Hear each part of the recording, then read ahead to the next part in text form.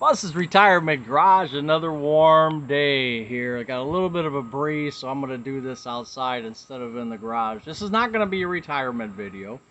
Most of you, or some of you at least, know that I love history and I'm a little bit of a history buff. I try to envision myself back in whatever period of time just to see, how I would react, to think about how I would react to things. And the biggest challenge to me, and there's many challenges that we could look at and say, boy, that would be a big challenge. But World War II was a huge one, because I think that's probably, I want to say, just me, my opinion, was the last time the country was absolutely united in a common goal.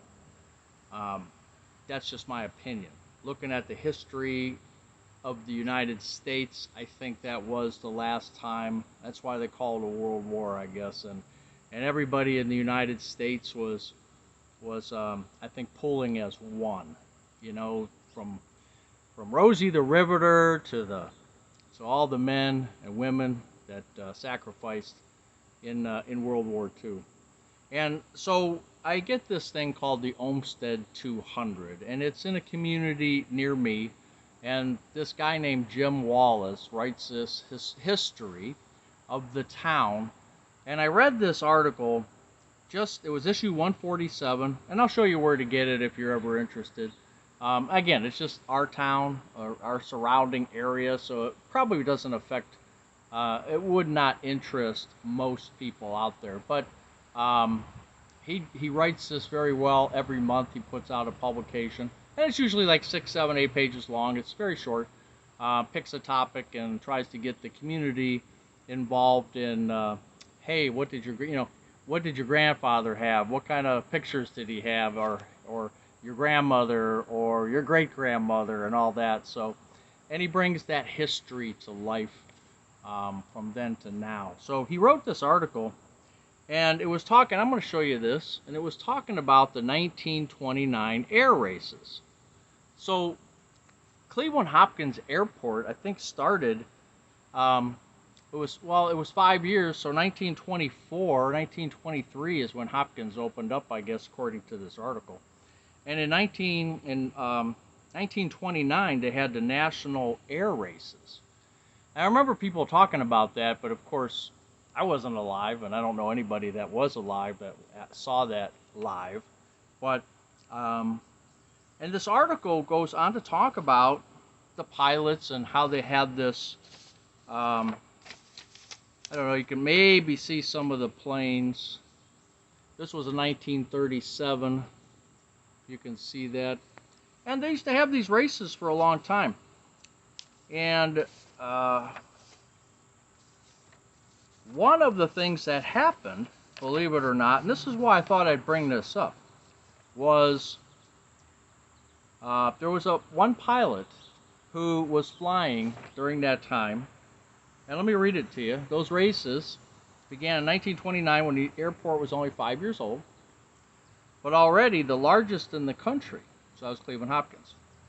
And they contributed to the fascination many local people had for the still young field of aviation. The races not only attracted top pilots from around the country, but parts of the world, and many other celebrities, including Hollywood stars like Mary Pickford.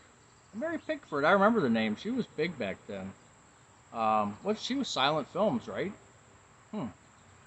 Thousands of people, including many from our community here, filled the grandstands set up at one end of the airport. Well, one of the races went bad.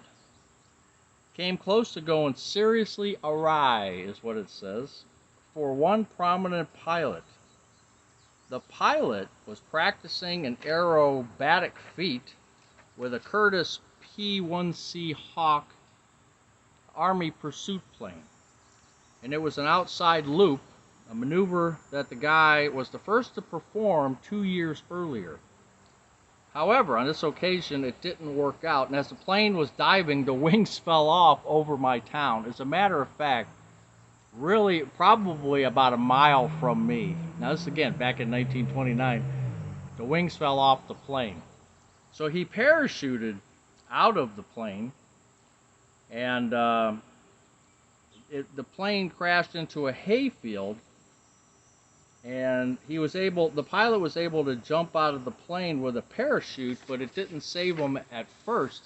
The pilot said, when I was clear of the plane, the parachute didn't open immediately. He told the Cleveland Plain dealer. That gave me something to think about. I jerked again and it came open. So here's a picture of the crash, and of course all these people are standing around it. Who was the pilot? And this is what really got me to talk about this, because of what he did later in life, like in 1942. This pilot was Jimmy Doolittle. Now, I think a lot of us remember the Doolittle raid, where they took off. I believe they had like 16 planes that came off of the USS Hornet, and they bombed Japan. Now, a lot of you probably remember it from the movie Pearl Harbor. What was that, 2001, with Ben Affleck, I think, and a few other cast of characters. But could you imagine Jimmy Doolittle if he had passed away? He would not have been the one during the war in 1942 to launch that raid. And I think he died, was he in his 90s? I don't remember. But I think he had a great career. But imagine that, Jimmy Doolittle almost, and I hate to say it this way, but if that parachute didn't open, or if he was closer to the ground, he could have passed away in that crash. And I'm sure during that time, a lot of pilots did experimenting with their fast planes and the air, being so acrobatic in the air. I mean, that's just, to me, it was kind of amazing that it was that guy, of all people, that guy who, and that raid, the Doolittle raid, I think kind of opened Japan's eyes to what was about to happen to them, because they've never been struck before in their homeland, and that opened their eyes. Now, I did read some Wikipedia stuff about how China helped them, because some of them landed in China, some of them died, some of them were captured, and I think that movie portrays that a little bit, a Pearl Harbor movie. I don't know how accurate it was, but it portrays it a little bit. But the Chinese, and I'm not going to talk about it here, but the Chinese trying to help those pilots, and they suffered a lot of consequences from that. And as a matter of fact, I think the Japanese soldiers came in there and over the course of some time killed over 10,000 people. And I didn't know that. I was reading, like I said, some Wikipedia and then some other things. You start going down that rabbit hole, you know how it goes. So I was reading a lot of things. And then, as a matter of fact, when Japan attacked Pearl Harbor last year, I think my blue jay wants peanuts. Last year, the last surviving member of the Arizona passed away on April 1st of 2024. And he was 102 years old, and he was the last surviving member of the Arizona. So, and what troubles me is, and I hope it doesn't happen, because I appreciate articles like this, even though they don't really talk that much about World War II. It's more about how Doolittle was here racing in his early career, and at least he survived to get on the Hornet and do that. I would think almost like a miracle, getting over to Japan. And I just hope that the kids nowadays, and I don't know, I'm so far removed from my children being in school, I hope they still teach about the sacrifices, of World War II among, other wars or fighting. And I hope they still, because that, again, that to me, and this is just my personal opinion, that was when the country was so united and so together. And, we don't want a repeat of that, of course, but I think everyone just worked as one to try to get through it. even, you know, not to belittle it, but even Christmas ornaments, you know. Um, you you could only buy clear Christmas ornaments back then during the war because um, they took the silver, so it would only be clear. And what they did was they put a little sprig of tinsel inside, um, and they would use paper caps. So there was no aluminum or metal caps. There was no silver because it was all being conserved for the war. And of course, you hear the stories when the women were wearing their nylons and they couldn't get the nylon, so they would draw lines on the back of their legs to mimic nylons. And you hear all those stories. And like I said in the beginning, Rosie the Riveter, we had what's called the tank plant. They called it the tank plant. I think during the war they made tanks there and I think some aircraft. Now it's called the IX Center, and I think it's just recently been sold again. I'm not sure what they're going to do now, but we go to the Home and Flower show there, Home and Garden show. And so yeah, that time period, you know, back in the 40s, we, you know, obviously we weren't born.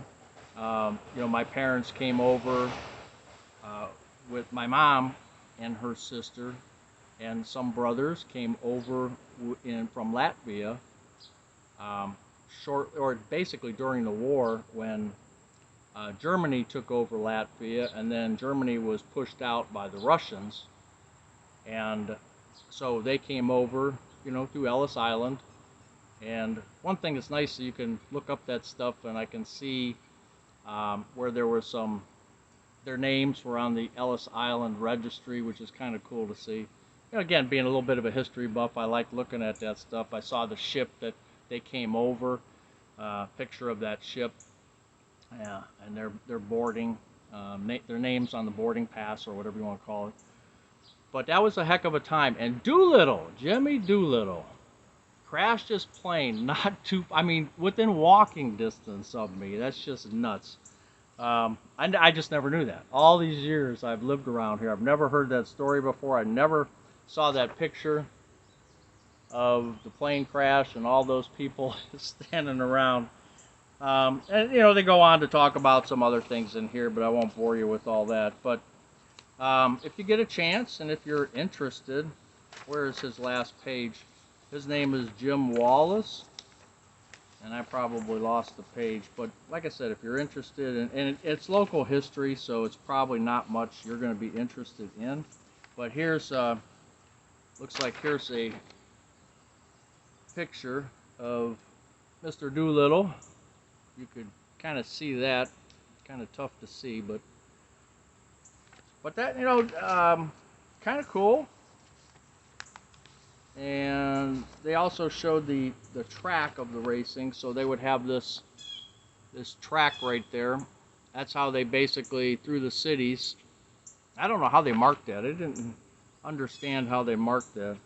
But even with the Thunderbirds that are down at Burke Lakefront, they come over our house, and many years, they've come around, right around our house and did the circle back. So they used this area behind me as maybe because it's got a big building back there, and maybe they used that as a look-see point where they made their turn. Not sure how they would do that, but or what their markers were, but they would come down so close, just over the treetops, you could actually see the pilots. You know, you could see the pilots in the cockpit, and then they would have this like beeping or whistling sound. And when you see those come by, which some of you have, they're just really cool looking too. And didn't even have to go down to the air show, just get to see them right here. Now, I think that's the Thunderbirds. The Blue Angels don't do that. They cut short, because I think they alternate years for the air show, which normally I believe is in September, so next month. But they don't come this far, but the Thunderbirds normally do. But yeah, I thought I had his installing here a little bit. So I thought I had his name and stuff on the back here, but I don't have that page. And if I do, I just can't find it. But if you're interested, oh, as a matter of fact, here it is. It's the last page. It's the last page. So here's his information if you can see that. It's Jim Wallace. If you want to get on the email list, again, it's our town, so really it's not going to affect you as much, but once in a while there's some pretty good articles that talk about things other than our town. So again, love the history. So not a retirement talk today, but just a little bit of BS and a little bit of history, and we'll see you next time. Buzz's Retirement Garage. Take care.